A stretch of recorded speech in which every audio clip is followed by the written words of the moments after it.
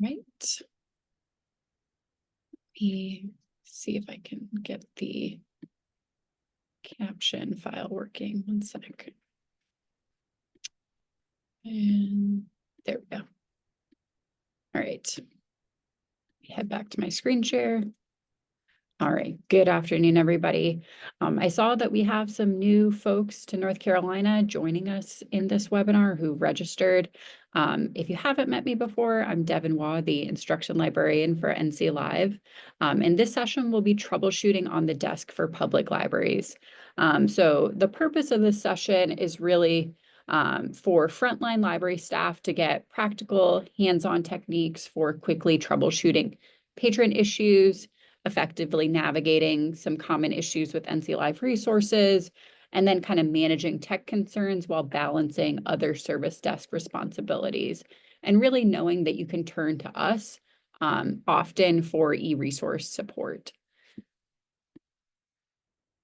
And so in terms of the time that we have, I do want to share, so at the beginning of the session, I'll cover some common e-resource issues and troubleshooting techniques. One thing that came up in registration was like how to manage tech issues at a busy service desk. So at those times when you have a line that's forming, I'll share some techniques that we've used at NC Live and that other libraries use as well.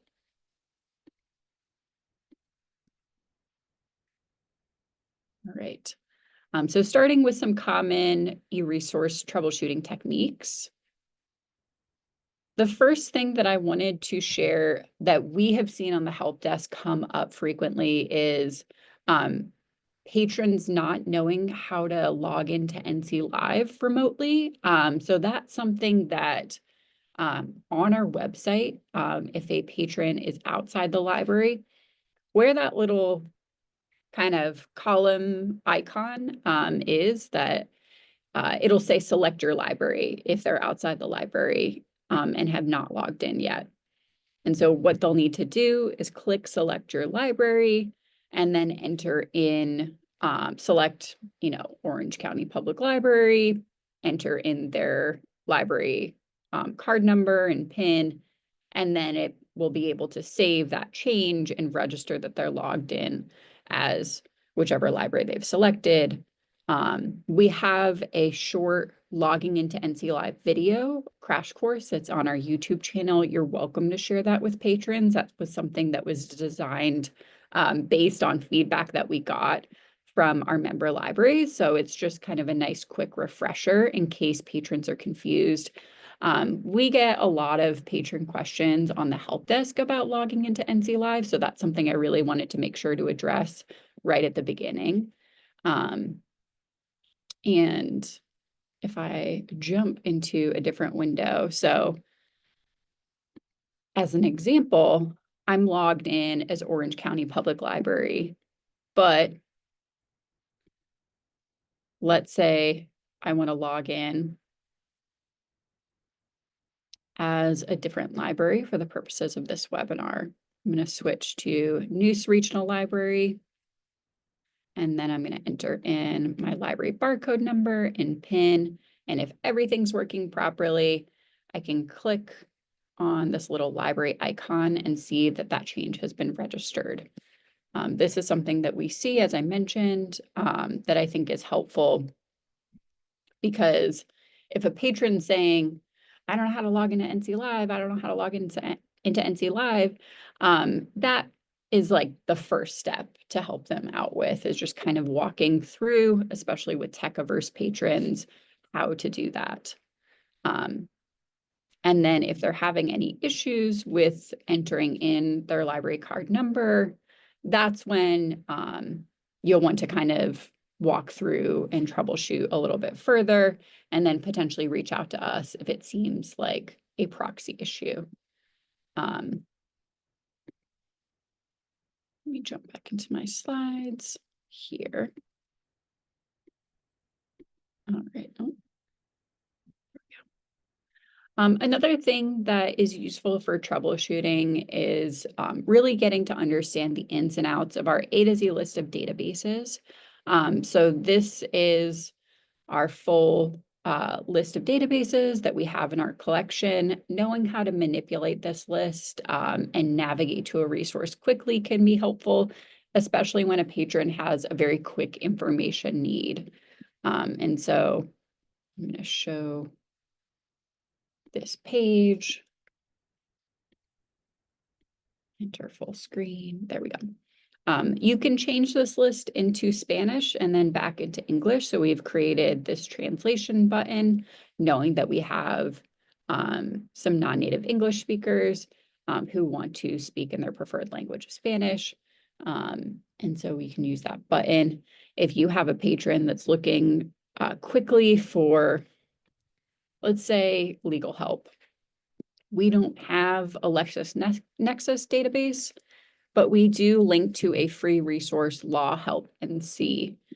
So knowing how to use those filters on the left-hand side of our A to Z list is helpful. You can check for accessibility features. So if you want to see which databases have screen reader compatibility, you can check the box for that. And then search by subject as well. So that's something that is particularly useful. Another thing to keep in mind that I have included in my resources section at the end is always know that this For Librarians section is for you all. So to stay up to date on any e-resource updates, scheduled downtime, go to For Librarians, and then in the top left corner under News and Updates, that's where we have service alerts about databases and any e-resource changes. So for instance, a resource change that happened or a name change was ABC Clio eBooks is now Bloomsbury Collections. And then if you want to see our resource status page, this is something that we've added in the last year that scans through our resources to detect resource outages. And you can see here we have no reported issues, but you can scroll through this list and make sure if you see an issue with a particular resource, this is a great starting point for troubleshooting. All right, jumping back into my slides. So the other thing that I want to point folks to is your proxy login page. So Hosted Proxy is this authentication system for offsite access. It's something that a lot of our libraries have free through us, and it allows patrons to access your local resources and NC Live resources at home. So patrons will see this page when they're accessing NC Live from outside the library, just like I showed you in logging into NC Live just now. If patrons are seeing it inside the library, then that's time to tell us and send a screenshot and we'll troubleshoot, because really inside the library, patrons should just see the NC Live splash page and then be directed to the database that they're going to. Whatever information that they enter on this page depends on what your library has. So some libraries have like a student email and password that they have on their login page. Others have a library card number and PIN. But that's something also to keep in mind if you want to update your proxy login page, change the template, add some new information. Know that you can email help@nclive.org, and we're happy to make those changes as needed. And so I'll go into more detail. In terms of understanding the patron's issue quickly, one thing that I think is really helpful for frontline staff is starting with structured, open-ended questions. So can you walk me through what happens when you try to log in? What steps have you already tried? What device are you using? And have you tried another one? Instead of yes, no questions, because then it puts the onus on the patron to actually describe their issue in more detail, what they've done, and it allows you to kind of information gather and determine, if they're having an issue with a particular resource, like with Hoopla, or just with logging in general. if they're seeing an error message anytime they try to access any NC Live resource. Those sorts of tidbits of information are really important in troubleshooting. And then my next suggestion is continuing to gather some of those key details. So pay attention if they identify a particular resource. Sorry, what device they're using. So if they're running into issues with their own laptop, accessing resources remotely, or on a public computer in the library, that's important. And then what error message are they seeing? If they can describe it or send you a screenshot, and really asking, is it an error message? Is it, one thing that we've seen with Data Axle reference solutions is it'll get passed to their like marketing section sometimes, and we need to update that link and make sure that patrons are being passed to the homepage properly. So really getting some details can help you speed up this process. So one thing that we see often with films on demand is sometimes patrons will select their library, go to the A to Z list, select a access video or films on demand. They're passed through to their proxy's login page, and then they come across this login screen after everything goes fine.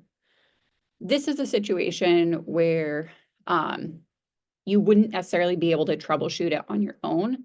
Send us the screenshot of this, and then we can work with Infobase, the vendor's support, and get it resolved quickly within the day. It's just something that, it's not a browser fix. It's something on the vendor's end that they need to update, and then we can kind of troubleshoot with them so that you don't have to. This is a common proxy error message. There are several. This is just one that comes up where, you'll see easy proxy server error. Please tell your server administrator, your system administrator about this max virtual host error. This is something that the NC Live team is able to fix on the back end with the proxy server, but it's not something that you can necessarily troubleshoot individually. So all that requires is take a screenshot, email it to help@NC Live, and then we're able to make the change on our end. And that gets updated within like 10 or 15 minutes. And then the patron can access the resource just fine. But these proxy errors come up. We did have downtime on Friday where we switched member libraries to a different server and a crucial update that was needed. And so you might see some proxy error message, but always know that take a screenshot, let us know where you saw it, and we're able to troubleshoot quickly and get back to you. One thing that we'll also see sometimes with databases is an IP address error message. So this is an example from Morningstar where it shows not recognizing your authentication details. Make sure your browser is set up to accept cookies from this site, and the URL is added to the safe site list. But let's say this IP address is part of the IP range on file for your library. One thing that you can do, I'll be repetitive throughout this webinar, but really take a screenshot, let us know, here's the IP address that it's showing in the screenshot. Here are the IP addresses that we have. We will check our records to see what IP addresses we have on file. And it might be a case where we didn't have a particular range on file that you might have recently added.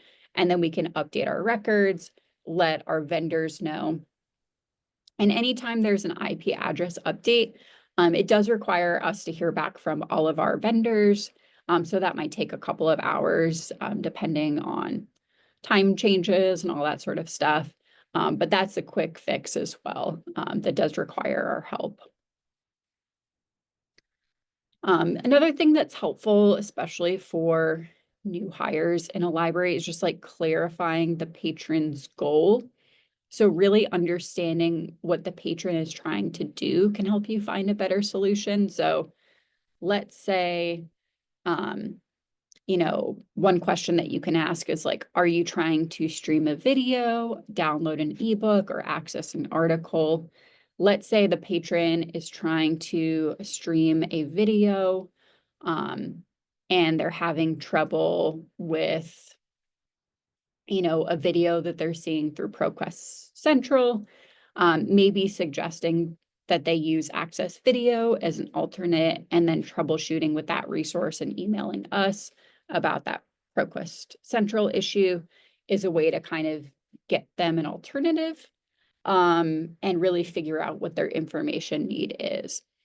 In terms of downloading an ebook, if patrons are having issues with a title that's in eBook Central, and they're having trouble setting up Adobe Digital Editions, let us know. We can help with that process, but also letting patrons know that they can download PDFs of chapters as an alternate can be good. And then with accessing an article, if they're seeing in the search results for NC Live that an article's in our collection, but then when they're passed to the database, they're not seeing it anymore. That's an issue of a discrepancy between Summon, which is our Google-like search, and the database. And that requires us to contact Summon support. But those are the kind of things where it's like really trying to figure out like what kind of content are they trying to get? Are they looking for a specific title or article that they absolutely need, or are they just browsing? If they're just browsing, then, it's not like their search kind of hangs in the balance, and so suggesting alternate databases while you're troubleshooting an issue, or suggesting maybe another article if you're seeing an issue pop up with trying to locate a particular article can be a nice way to redirect a patron. Do you need this for a specific device? So if a patron wants to set up access to Libby on their Kindle, or often with a lot of e-readers, they already have Overdrive integration, but they also want to set up access to Hoopla, going through Hoopla support and their FAQ for setting up on an e-reader is a way that you can walk them through it, but just knowing what device they're using can be important as well. One thing that's useful in working with patrons is just like rephrasing and confirming that you understand. So summarizing the issue back to the patron can help ensure that you're on the same page before you walk them through an FAQ page, or you ask them to clear their cache or go on in some next step in troubleshooting. So one thing that I like to do, especially on the phone, when people are calling us, is say like, just to make sure I understand, you're trying to do XYZ, but ABC is happening. So that way they can say back to me, yes, that's what's going on, or no, and provide more details from there. One thing that I've heard recently, as an example, is like a patron asking for help with the Films on Demand app, even though they're from a public library and use Access Video on their desktop. So, over the phone, I'm clarifying. So you're on the Films on Demand app, but the video is not playing. Does that sound right? Tell me if I'm wrong. That way you can kind of gauge that you're both on the same page before you go into that next step. One thing that's useful is like offering step-by-step guidance, especially with patrons who may not be super tech savvy. So breaking instructions into really small, manageable steps. And especially having like potentially a handout by the desk where you show an example of a common question like logging into NC Live remotely, and just having like a script for new hires can be useful. So this is an example of going to the NC Live website and logging in remotely. So I would say something like, okay, let's try this together. First, tap on the menu icon in the top right corner. I'll guide you through it. Go to the website and select your library. Let me know when you're there. You may need to clear your cache. Let's go to your browser settings together. It's best with this step-by-step guidance that it's done in person so that you can see what they're navigating to. If it's done over the phone, you know, one thing that I might recommend is just like confirming understanding even more, because you're not able to see what they're doing. And for something like clearing your cache, if a patron's confused by what that means and they don't know how to go to their browser settings, letting them know that there's like, if you just Google clear your cache, there's so many websites offering instructions on how to do that in Google Chrome or Firefox. But that's something that like over the phone, you can only do so much. But in person, really getting the guidance and making it as bite-sized as possible can help with patrons who are frustrated. And now if you're offering this step-by-step guidance and you're seeing a patron grow more and more frustrated, you know, that might be a situation where it's like their patience is running thin. And, you know, the troubleshooting can't happen in that moment. And one thing to suggest is like, would it be possible to pass this issue up to the NC Live help desk and follow up with you before the end of the day or in the next 24 hours? And maybe that will kind of dissipate their frustration, and let them know that like an answer will be provided and we'll follow up, but right now is maybe not the time that this will happen. And sending patrons that logging into NC Live video if they're having trouble can be a useful alternative as well. And this goes into my next thing. So knowing when to escalate the issue. If the troubleshooting can't be done in 10 minutes or less, I highly recommend making a paper trail and then following up with the patron. I know some patrons feel iffy about sharing their email addresses, but when it comes to tech issues, explaining that like with these databases, they have whole levels of help support and they have us as help support, and we can't do our jobs and help them if we don't do some of this via email. And so asking them to take screenshots, usually people are pretty accommodating, but you know, asking a patron to really take screenshots, copy the links that they see or the links that they use to access a resource, and listing out that the steps they've taken really helps us help them. And if I need to pass something on to a vendor, they need that information in that structure as well. This is a full script for logging into NC Live remotely. So, you know, if you need some sort of canned responses on the desk, this is a way to structure it and help frontline staff practice. You know, another thing that is useful and something that we do on our end is we have email templates that we use for common issues that we modify based on the case. But having that documentation on your end, on the library's end, can be a really great way to kind of resolve issues efficiently and really practice. I do want to highlight two resources that came up as being a challenge for troubleshooting. So the first one is Hoopla. Take a sip of water.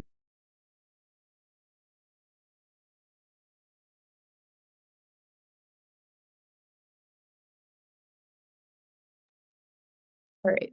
So with Hoopla, this is a database that we introduced in 2021. We had a lot of ebooks and audiobooks in RB Digital, and when RB Digital closed, all of that got transferred to Hoopla. We had issues with rolling out this resource. There was a lot of confusion.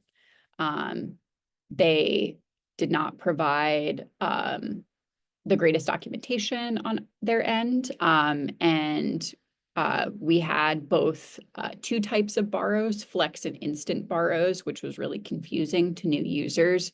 We just have flex borrows now, and I'll explain that.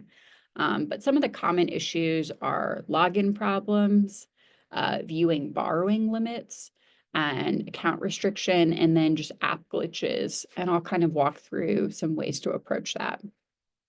So in terms of troubleshooting, if a patron's having issues with accessing their account, which is something that we've seen in the past on the help desk, make sure that the patron is using the correct email address and password that they used, and then email us if needed, and share the patron's name and their email address, and we can forward that to Hoopla support and verify whether, that's the correct email address on file or no, it's not.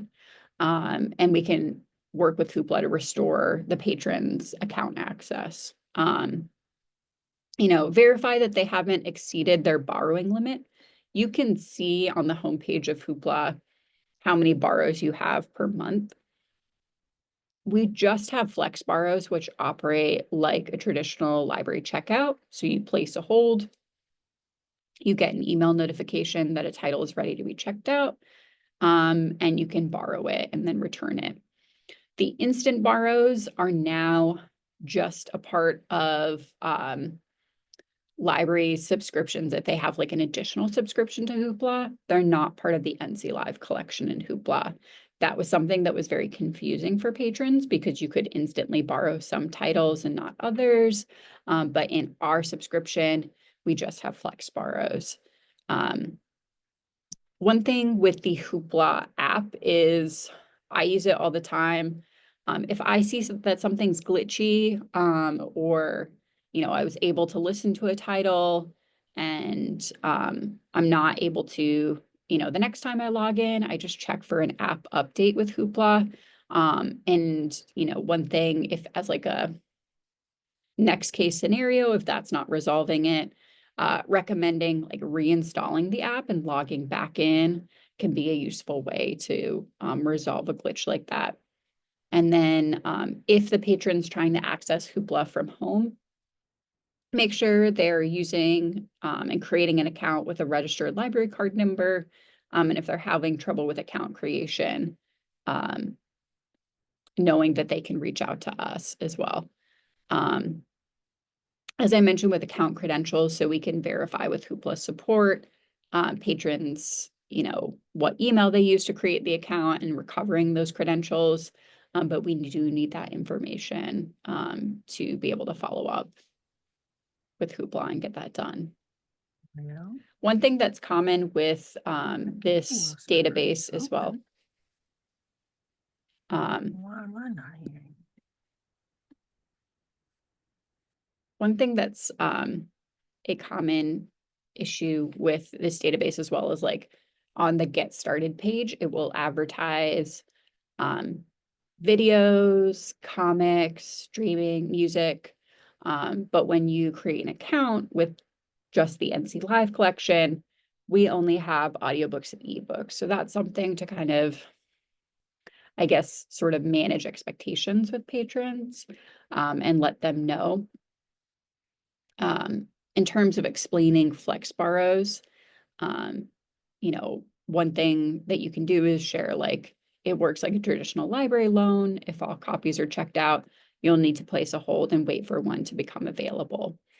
If a patron wants to be able to check out an ebook immediately, one collection that you can point patrons towards is our homegrown collection, which we have access to in our A to Z list of databases, but it's also in Libby. With our homegrown collection, it's unlimited simultaneous use. And so an entire community can read the same title at the same time. It doesn't require any holds or wait lists. It's a much more open model of ebook access. In terms of using the app, so I have this response here with the steps for setting up a Hoopla account, you do have to do that in the desktop before you log in with the Hoopla app. And if you don't see your library when on that Get Started page to create an account, or your library's name is inaccurate. So one thing that we saw recently was Lenore-Rhine University was listed as Lenore-Rhine College. And I was just able to immediately email Hoopla support and get that change registered in their system so that students could create accounts in Hoopla. But this is just a canned response in case you need that. If you want a canned response for explaining the content in the NC Live collection in Hoopla and why we don't have access to the streaming video or comics, this is a response. If your library has an add-on subscription, there's a limited number of borrows for some of that content, like the instant borrows, the streaming video, the comics per day. But I don't want to necessarily get into that because I know that's the bulk of our libraries don't have an additional subscription to Hoopla. Just want to go through some Access Video Films on Demand troubleshooting and some changes that are ahead with this resource. So video playback can be frustrating with Access Video and Films on Demand. Sometimes what I found to be useful is just like clearing my cache and logging back into the resource, and that can kind of resolve it. Access errors happening, particularly offsite, seeing that login screen after you see your proxy page can be frustrating because all signs are pointing to access towards the resource, and then you hit a roadblock. And one thing that has come up with our public library patrons is they have access to Access Video, but if you're trying to use an app, it's called the Films on Demand app, which is confusing. That is something that Infobase is changing this year, and they're making updates to this app. I've included this screenshot of the app here. It's not the most user-friendly. It is helpful for patrons who do prefer to watch things on an iPad or on their phone. But all the content in Access Video you can search for. It's just not the greatest browsing experience, to be honest, in the app. Just some troubleshooting steps with playback issues. One thing that you can do is clear your cache and try out different browsers. So clearing your cache involves going into your browsing history in Google Chrome or in Firefox. And usually what I do is I don't clear all my browsing history for like all time. I just do for like the previous couple of days. And sometimes that will resolve an issue really quickly. There have been cases where I'm working with the vendor on troubleshooting an issue. They send me a link, it's not working. I'm trying everything. And then I clear my cache and it works and it resolved it. So that's something that is a great tool in your back pocket. Another thing too is verifying that the patron has the correct proxy link format. So this is an example of a proxied link for Neuse Regional Libraries to access video on demand, where I have Neuse Regional Libraries proxy prefix, and then the resource URL for access video. If I click on that, it's going to show me the splash page.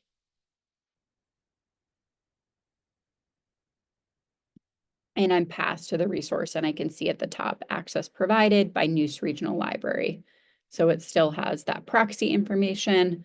So I know it's provided that direct secure path to this resource through Neuse Regional Library's proxy.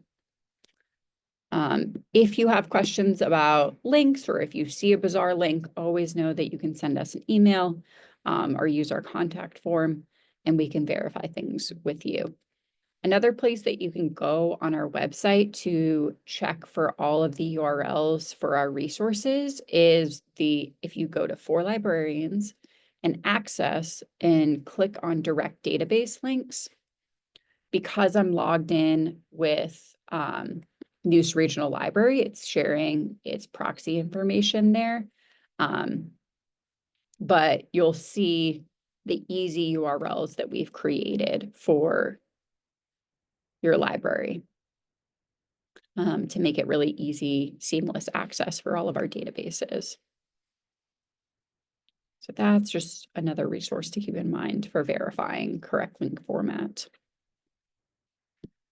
If you want some canned responses for explaining the difference between Access Video and the Films on Demand app, I've included some here.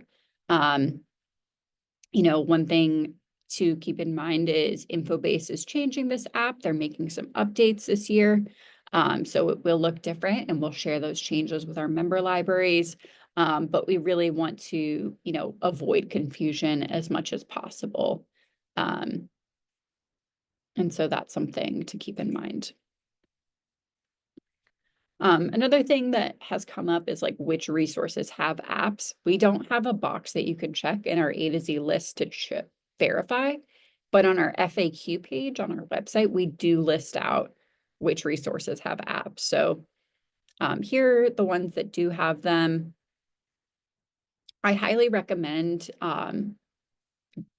creating your own account with transparent language and then downloading the app on your phone just so you get familiar with the setup for it. It's pretty easy. It's just like with Hoopla. You create the account on your desktop and then you log in with your account credentials and download the app from the App Store, and you can access it on your phone. eBook Central has an app that's coming this year. So that's something to keep an eye out for this summer.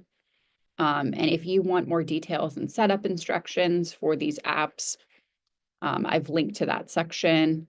It's under For Librarians and Discovery Tools in that top right corner of the For Librarians menu. And so here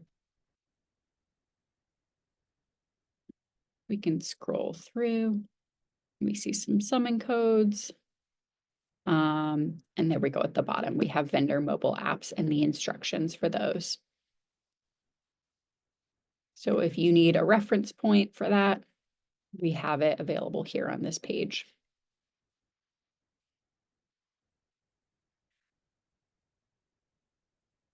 Right. So managing tech issues at a busy service desk. At the NC Live Help Desk, we often follow the 10-minute rule. So is this something that I can fix in the next 10 minutes? Yes. That just means let me check a few things, and if needed, we can follow up. If kind of looking at something that it's not a quick fix, I really would recommend managing patrons' expectations from the beginning and sharing, I think this might be a more complex issue. Would it be okay if I follow up with you via email on the next day and we'll get it resolved? Because often there are some things that you can do, like clearing your cache or checking for the right link and updating the link if it's an incorrect one. But there are situations that come up where you need to enlist our help, and we are available Monday through Friday, and we try to resolve things quickly with you. So for providing immediate, Forrest is sharing, I'm still seeing the Access Video homepage. Should I be seeing something different from your screen share? You should be seeing my slides. So let me just reshare really quick. I don't know why that didn't show my slides. Let's try that. Okay, gotcha.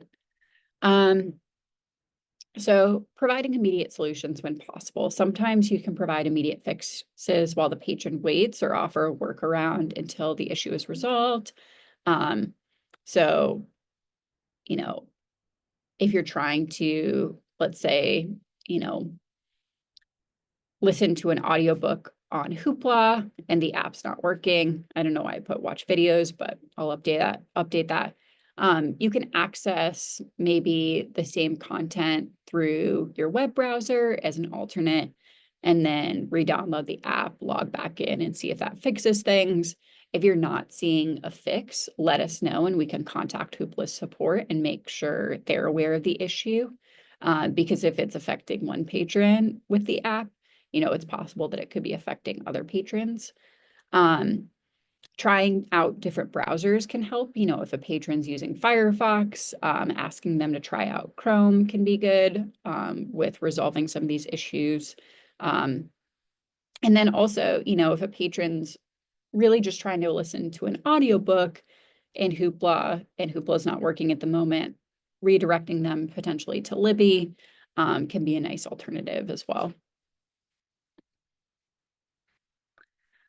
Setting clear expectations for response time. So when dealing with a complex issue, making sure patrons know that a resolution might take time, especially with something like updating discrepancy in Summon, our discovery search tool.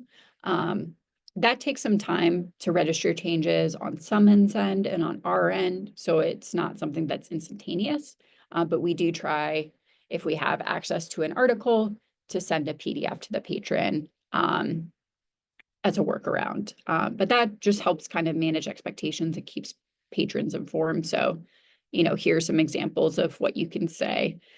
This sounds like an issue we might need to escalate. I'll make sure to follow up by the end of the day or, by Wednesday afternoon. Just giving people realistic expectations can be helpful. And kind of diffuse any sort of tension or emotion from the patron. Offering alternates. So, especially if patrons are browsing or if they're not like focused on a particular resource, you can suggest alternates and go through the A to Z list. So like, while we investigate this issue with ProQuest Health and Medical Collection, you can access CINAHL to continue with your research, or you can access PubMed, which is a free resource that we have on our A to Z list. Or, in the meantime, SIRS Discoverer is down, but you might want to try using Credo Reference to get the background information that you need. And really just sharing giving patrons the information, like we're working on resolving the issue as quickly as possible, but you might find X resource helpful for now. Documenting the issue for follow-up. So for more complex issues that require follow-up, document as many details as possible. Collecting information from the patron and just noting key steps you've taken or results from troubleshooting can be really helpful for us. So we love screenshots. We love to know if the issue is happening at home or inside the library. That helps us narrow things down quickly. What device the patron's using, if they're using their phone or a tablet or their desktop or laptop. And then have you tried accessing this resource on another device or browser? That'll help narrow down the problem. And that's something that we've seen library staff use as well. Like, if I'm seeing a tricky proxy setup for a new resource, sometimes librarians will say, oh, I just tested this on my phone, or I tested this at home after work, and it's still causing an issue. If you can do that on your end, that's really helpful. But sometimes that's not necessary. This is how I try to approach cases on our help desk. Full disclosure, we are a very small team, and so it is helpful in our system to just kind of be organized and use the structure. This is an example of, what's the resource affected? I'm seeing issues with a login screen for Access Video. It's happening on the patron's laptop at home. Here's the link that they use to access it. I list out the steps for the vendor info base, and I email them a screenshot of the login screen that they're seeing. If you can, just having this structure really helps us a lot. I've created a follow-up template for complex tech issues that you are welcome to use, that you can plug in the information that you need. But using email templates is helpful for us because we can edit them, but they provide a structure, and they save time because we're not thinking about like, how do I phrase this? I have a outline for doing that, so it saves a lot of my time in that way. You can also direct patrons to vendor support resources. So Learning Express Library has a really robust FAQ page. Transparent Language does as well. So does Hoopla.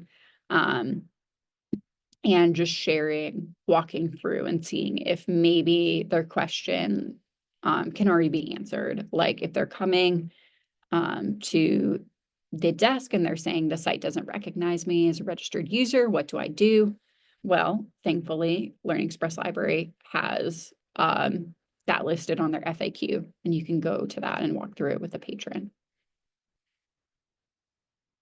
What I want to do is make sure in the time that we have, we can cover some Q&A. Now, feel free to just share in the chat and we can discuss common troubleshooting scenarios you've encountered. I'm happy to troubleshoot issues or talk through any questions that you have about particular databases.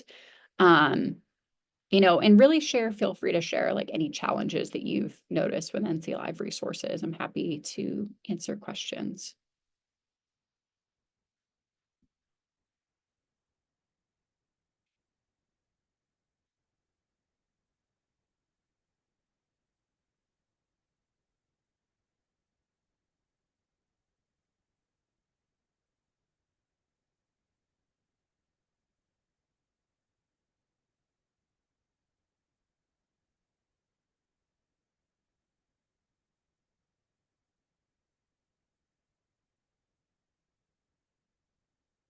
And feel free to share in the chat, like, what are common troubleshooting tasks that you do on the service desk? What are tips and tricks that you do that I haven't covered? I'd love to hear. Wanda's question, what are the best resources for peer-reviewed journals? That's a great question. So it kind of like depends on what you're looking for. So you can search across our collection for peer-reviewed research using Summon, or you can search in an individual database for peer-reviewed research. So let me show you what that looks like on our website. So let's say I have a search that's related to human-dog interaction. And I want to find a scholarly article. So I can click over here, view more scholarly articles, and that will take me to Summon. Now, it's already checked the box for scholarly and peer-reviewed. I can check the box for open access if I want. On this left-hand side here, I can narrow to articles from the last 5 years. I can specify a particular discipline or subject term. So if I just want dogs to be my subject terms, I now have 500 articles instead of thousands, and I can narrow this list even further if I wanted to. And let's see. Dog social susceptibility is differentially affected by various dog-human interactions. This is an article from last year, and it takes me to the database where the article is. Let's see, just ProQuest.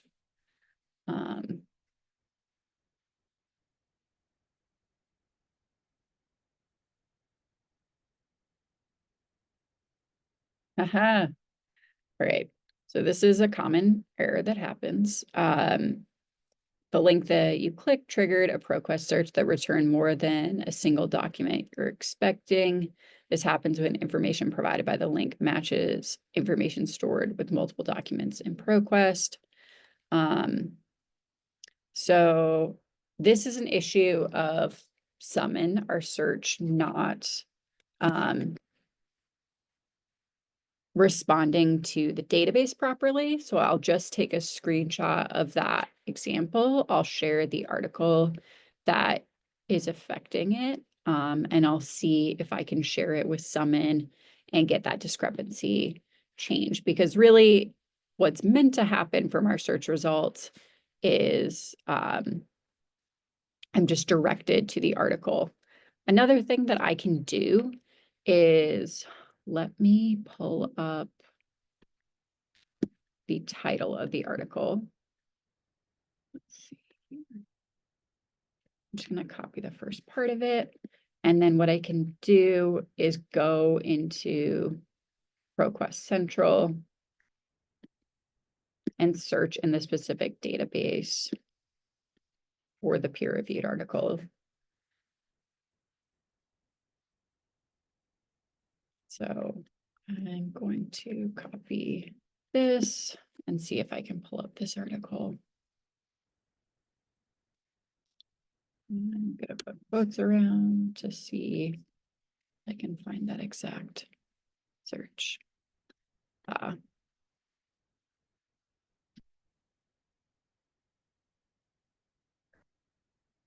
One thing that I can do as well is search for that particular journal and see it's from 2024. So PLOS 1. And I can search,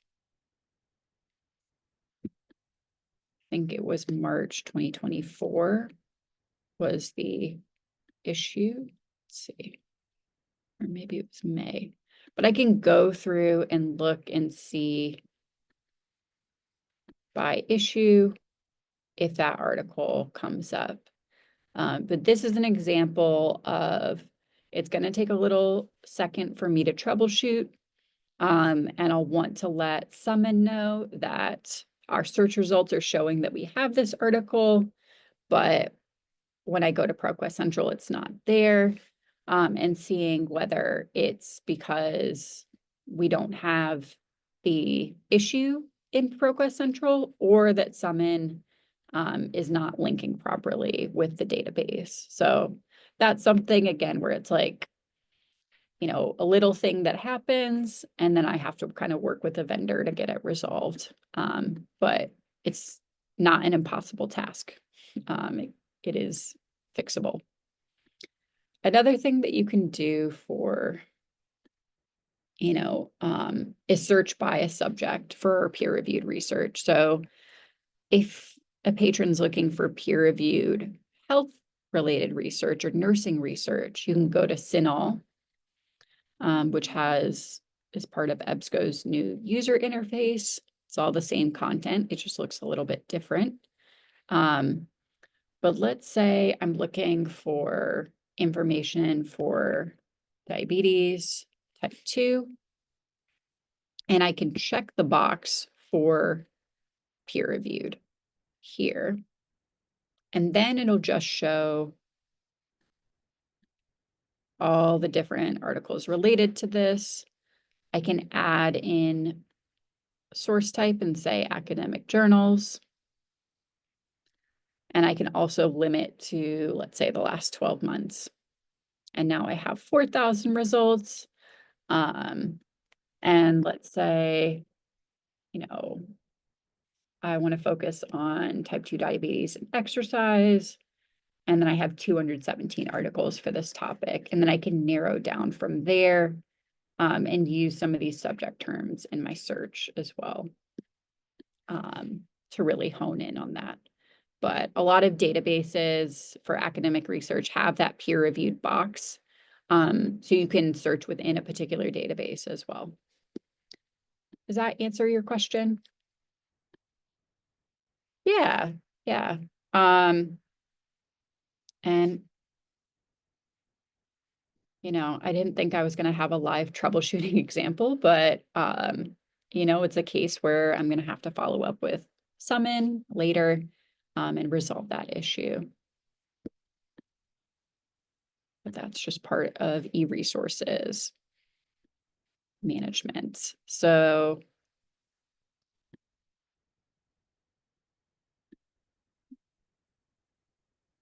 do folks have any questions or want to share some of their tips and tricks?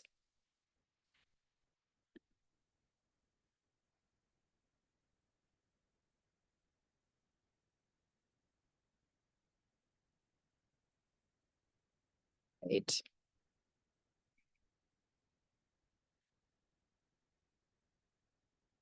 see here. Yeah, Wanda, I'm definitely going to share the slides tomorrow with the link to the recording. So you'll have access to that as well as a feedback survey. If you want more webinars related to troubleshooting e-resources or, troubleshooting a specific resource, let me know and I'm happy to provide that support in the future. One question as well is before we wrap up things is what resources do you find that you troubleshoot a lot? I'd love to hear if there are particular ones that you find you're often getting patron questions about, if you want to share in the chat.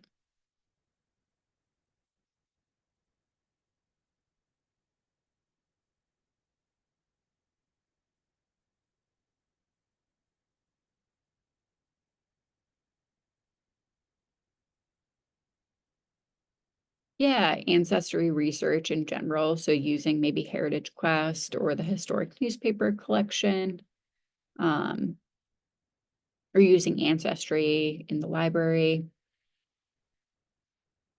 Hoopla access denied is very common. Yes.